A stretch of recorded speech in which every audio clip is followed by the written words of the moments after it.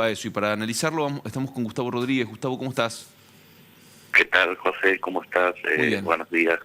Bueno, Bueno, qué, bien. qué- qué noche la de anoche, ¿no? ¿Cómo, perdón? Qué noche la de anoche. Sí, tremendo. Yo te lo había adelantado de alguna manera. Sí, Hubo, bueno, ¿cómo es tan difícil el momento, la situación que se está viviendo, que, eh, que de alguna manera el crimen de una niña, después de haber sido abusado, quedó en un segundo plano? totalmente. Ahora estamos, la sociedad está analizando y discutiendo otra cosa. En lo estrictamente judicial, se está avanzando para tratar de confirmar de confirmar que José Antonio Culón Guaymas haya sido el autor del crimen de Abigail, ¿sí? Sí, La gran pregunta, para ello se va a hacer una serie de estudios genéticos. Ya anoche en la morgue le tomaron las muestras para determinar si, para hacer una comparación genética claro. con los restos encontrados en la escena del crimen, Sí. y en el cuerpo de la pequeña. Sí. Ahora la gran pregunta es, ¿qué pasa si esos estudios genéticos dan negativos? Claro, porque, a ver, la cuestión es que hasta acá lo que había eran sospechas sobre Indicios, Guaymás. sí, indicios. Indicios fuertes, Sí. había testimonios que lo vinculaban, pero no había una prueba concreta que se debería haber logrado con su detención. Exactamente. Entonces, la gran pregunta es, por otra parte, pese a que le moleste a la sociedad, Sí. ya hasta ahora ha generado un poco malestar en algunos e indignación en otros, la decisión de que el fiscal Ignacio López Busto inicie una investigación para tratar de establecer quiénes fueron las personas que asesinaron, esa es la palabra que se debe usar, Sí. asesinaron a Guaymas. Exacto. Es lo que debe hacer, Por supuesto. porque está ante un crimen, ante un homicidio, y no le va a resultar fácil hacerlo. Y es muy probable que su muerte, su crimen, su homicidio queden impunes, Sí. porque justamente se va a encontrar con un muro de silencio. Ujú. Es muy poco probable que alguien pueda identificar Sí. a los autores. En la zona no hay cámaras de seguridad, solo hay varios videos que se han Sí. viralizado y que lamentablemente no son muy claros, o va a costar mucho identificar a las personas que participaron Gustavo, cuando empezabas recién en la conversación, ese sí. linchamiento. Cuando comenzabas la conversación recién vos me decías lo que la sociedad está analizando, y yo, mientras escuchaba, decía, yo no sé si la sociedad en sí está analizando todavía esto, ¿no? Yo percibí tantas, y creo que todos, ¿no? Tantas reacciones que festejaban, que celebraban la muerte del sospechoso, que pedían más ensañamiento, que pedían Sí. que ojalá que le hubiesen hecho cosas peores que las que le hicieron.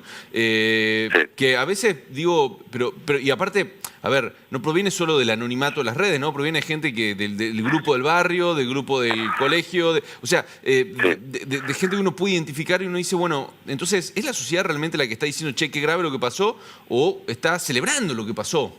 Lo cual me genera, me parece más grave. Totalmente. Ayer, como vos decías, hasta en el grupo del colegio, de padres del colegio, había mensajes de satisfacción por el final de Sí. este caso, ¿no? Sí. Bueno, pero después también es cierto que no, los líderes de nuestra comunidad, de nuestra sociedad, se han mantenido en un entendible silencio, si se puede decir así, pero yo creo que es el momento que son justamente los máximos referentes de nuestra sociedad, que tienen que tratar de salir y de pedir y de explicar que este no es el camino que se debe tomar, que esto no es justicia y que esto hace mucho mal a nuestra provincia. Pero, claro, hoy por hoy nuestra provincia está en boca de todo el país y quizás no llegue a comprobar, y quizás a nivel internacional comentando Gustavo, porque esto es un mensaje muy claro también. O sea, lo que pasó ayer no solo le interpela a la sociedad, interpela más que nada al gobernador, al vicegobernador, al ministro de Seguridad, a la Justicia, al ministro público fiscal. ¿Por qué? Porque la gente reacciona así, en cierta medida, porque no espera nada de ellos, o desconfía de lo que puedan hacer ellos como cabezas del Estado, ¿no? Y todo lo que hay por debajo de ellos. Entonces, acá el mensaje es un grito hacia ellos, es un grito a decirles, hacemos esto porque no confiamos en ustedes, no confiamos en sus mecanismos, no confiamos en sus instituciones. Y esto no es gratuito, es decir, no se llegó a esto porque de un día para el otro. Hubo una concatenación de hechos que van generando esta desconfianza a lo largo de los años que desembocaron esto. Hay una cuestión que yo pensaba esta mañana cuando leía las crónicas y cuando leía puntualmente la entrevista al hermano de Culón, porque por ahí para los que no están enterados no leyeron, un grupo de personas fue a la casa del hermano de Culón, entró, la rompió la casa, les robó, supuestamente para buscarlo. Aparentemente el hermano de Culón no tenía vínculo con su hermano ni con su mamá, una persona que tiene otra vida, pero sin embargo fue blanco de una turba que entró a su casa, destruyó las paredes, le robó la garrafa, le robó el televisor, bueno, una cosa muy salvaje, gente armada. Y en la crónica lo que dicen estas personas es que este grupo se movía en una camioneta Hilux y una camioneta EcoSport. Y yo recordaba que en nuestra conversación de ayer por la mañana, cuando hablábamos de lo que pasó en la comisaría de Los Pocitos, justamente vos decías que aparentemente quienes estaban generando todo este ataque a la comisaría se movían en una camioneta Hilux y en una camioneta EcoSport. ¿Puede tener algún punto en común esto? Sí. Bueno, yo ayer lo había comentado, que era un grupo organizado que estaba instigando a gente y que eran personas que estaban detrás de todo esto. Y esas personas, según las principales sospechas, son los mismos taranzas del barrio, que decidieron armar un grupo paralelo a la policía para tratar de ubicarlo a Guaymás. Pero no lo hacían con un afán de justicia, de hacer justicia. No, lo hacían porque querían que la policía se vaya de su barrio porque le estaba afectando el negocio. Claro. Y sin contar, estimado José, que es una prueba cabal más de que el Estado en los barrios lo maneja el tránsito. Sí, lo que nosotros hace un tiempo pensábamos que pasaba, no sé, en la favela de Río de Janeiro o en algunas villas de Buenos Aires o de otras ciudades, pasa en Tucumán, está ocurriendo acá. O sea, los tranzas, los narcos, reemplazaron al Estado en los barrios tucumanos, ¿no? Y ellos son los que manejan todo, no solo intoxican a los chicos, sino que también organizan a las turbas para cazar personas. Claro, de alguna manera son los amos de la vida ajena. Sí. Ellos deciden a quién le vende qué droga, deciden a quién van a matar porque tienen deuda o porque han robado o porque se ha transformado en un rival.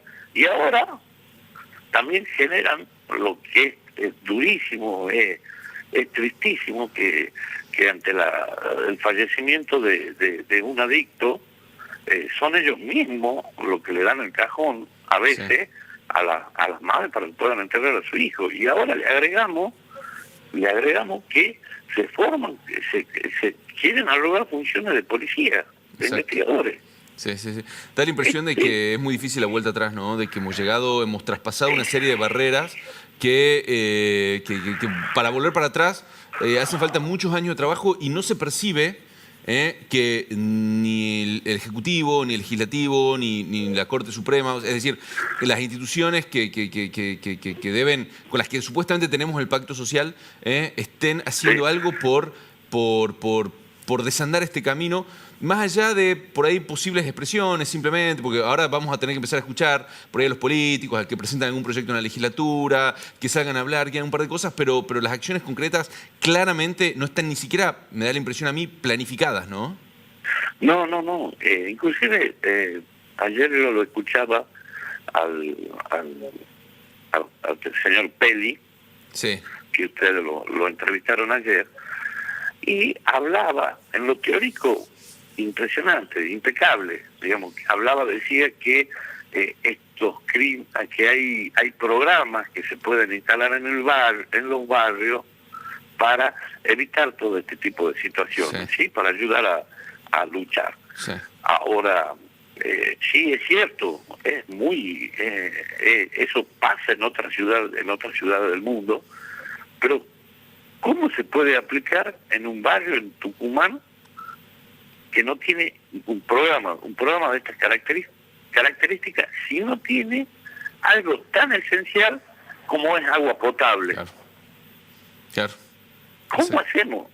Sí, y donde gran parte de ese barrio vive asentada a menos de 2 metros de las vías del tren, Claro. rodeados de basura, tapados por un paredón, al lado de descampados, que, mirá, otra cuestión que ocurrió ayer, antes de que ocurriese el linchamiento, habían ido a usurpar el lugar donde la mataron a Abigail, es decir, alguien mandó a la gente a tomar esos terrenos, ¿no? Como viene pasando en todos lados. O sea, hay una situación de descontrol total. O sea, claramente no hay control sobre esta situación. Las autoridades no tienen un control, está pasando de todo, por todos lados. Claro. Y después hay otro. Yo, como la estimada colega Lucía Lozano, hoy anoche, después de haber terminado el programa Panorama Tucumano, me mandó un mensaje diciendo que yo había dicho que el Estado había abandonado a Guaymás, ¿sí? Ella me decía que en realidad el Estado no coincidía, que en realidad el Estado estaba ausente, ¿sí? Entonces le digo, así siempre, intercambiando opiniones, obviamente le digo, no, ya dejó de ser una ausencia, porque el Estado sí sabía de la existencia de Guaymás, de los problemas de adicción que tenía Guaymás, de los problemas judiciales, lo sabía, y directamente lo abandonó. Al no atender ese problema, ya no se puede hablar de ausencia, tiene que hablar de abandono, porque no le interesa. No le interesa asistirlo, no le interesa tratar de recuperar a esa persona. Y ese es otro de los aspectos que generan este clima enrarecido que vivimos en la provincia. Claro. Si al Estado no le interesa, no le preocupa tratar de recuperar a esta persona, sí puede interesar a la sociedad. La sociedad va a pensar, bueno, no, esta persona no sirve. Claro. El famoso y lamentable y tristísimo uno menos. Sí, tan presente en los foros ayer, en las redes sociales. Es realmente tristísimo lo que está pasando en Tucumán. Gustavo, como siempre, muchas gracias por tu mirada, por tu análisis, por ayudarnos a entender un poco más esta situación tan difícil de entender, donde, como decías vos al principio, ¿no?, el abuso y la muerte de una nena de 9 años, hoy, en cierto modo, pasaron a segundo plano, no porque no sean importantes, sino porque el corolario de toda esta situación desembocó en una cacería humana y en un linchamiento, ¿no? Así que bueno, seguramente vamos a seguir conectados, vamos a seguir intercambiando información y bueno, claramente todo el trabajo de Gustavo y de su equipo lo van a ver reflejado en las distintas plataformas de la Gaceta. Gracias, Gustavo, un abrazo. De nada, hasta luego. Bueno, muy bien, a Gustavo Rodríguez, jefe de la sección policiales de la Gaceta, que vino siguiendo muy de cerca todo este caso. Bueno, muy bien, José, vamos...